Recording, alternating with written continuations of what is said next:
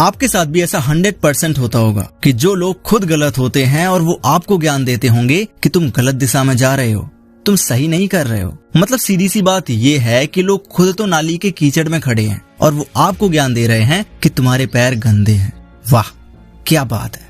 एक सच्चा, समझदार और क्यूरियस बच्चा अगर अपने पेरेंट्स से सिर्फ एक सवाल पूछता है कि पापा, बच्चे शादी के बाद ही क्यों पैदा होते हैं, पहले क्यों नहीं होते? बच्चा बहुत छोटा होता है, उसके अंदर चीजों को जानने और समझने की भूख होती है। लेकिन इस सवाल पर ज्यादातर पेरेंट्स का जवाब क्या आता है जानते हो? बहुत बदतमीज हो गए हो। यही सिखाया जाता है तुम्हारे स्कूल में कि बड़ों के सामने कैसे बात की जाती है।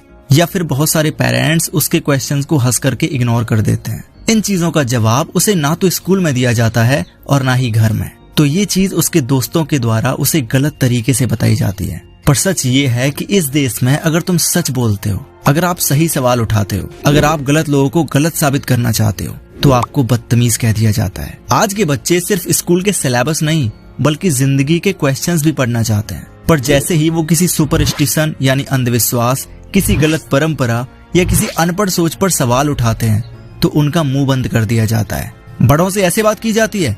यही सिखाया जाता है तुम्हारे स्कूल में। बहुत बिगड़ रहे हो।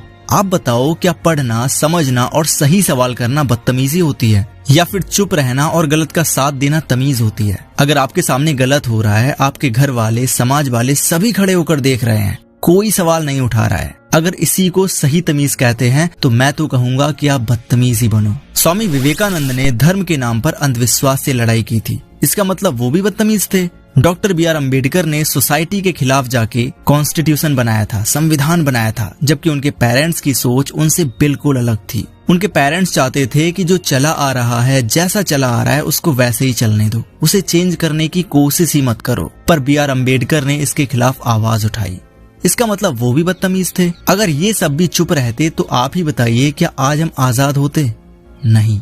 तो फिर आज के बच्चे अगर सच बोल रहे हैं, वो सच का साथ दे रहे हैं, वो सही सवाल कर रहे हैं, तो उन्हें बदतमीज कहना सिर्फ उनकी आवाज को दबाने के लिए, क्या ये सही है? अगर ये सही है तो फिर से मैं आपसे एक ही बात कहूंगा, बदतमीज बनो। बदतमीज बनो अगर सामने वाला गलत है और आप सही हो। बिल्कुल चुप मत रहो। सामने चाहे आपसे बड़ा हो, बराबरी का हो या फिर आपसे छोटा हो, वहीं और उसी वक्त उसे जवाब दो। अगर बदतमीज होने का मतलब है सच बोलना, गलत के सामने खड़े होना, अंधविश्वास को चैलेंज करना और अपने फ्यूचर को बेटर बनाना, तो हाँ, बदतमीज बनो। बदतमीज बनो ताकि लोग आपको हल्के में ना लें। बदतमीज बनो ताकि सिस्टम हिल जाए। बदतमीज बनो ताकि तुम्हारे बाद किसी और को चुप ना कर दिया जाए। जब समय आया तो श्री कृष्ण भगवान ने महाभारत करा दिया। अगर बुराई के खिलाफ लड़ना बदतमीजी मानी जाती है तो बदतमीजी लाओ अपने अंदर। अगर तुम अपने लिए भी ना लड़ सको, अपनी पहचान न बना सको, बुराई को मुंह तोड़ जवाब न दे सको, तो तुम इंसान किस बात के? आज अगर तुमने चुप रहकर गलत को हाँ कह दिया तो कल तुम्हारे बच्चे भी वही गलती दोहराएंगे। सच का साथ कभी मत छोड़ो और झूठ को कभी पास भी मत आने दो। इसी को कहते हैं रियल एटीट्यूड। सब्सक्राइब करो अगर आप भी हमारी कम्युनिटी का हिस्सा बनना चाहते हो और आप अपने अंदर पॉजिटिव एटीट्यूड लाना चाहते हो।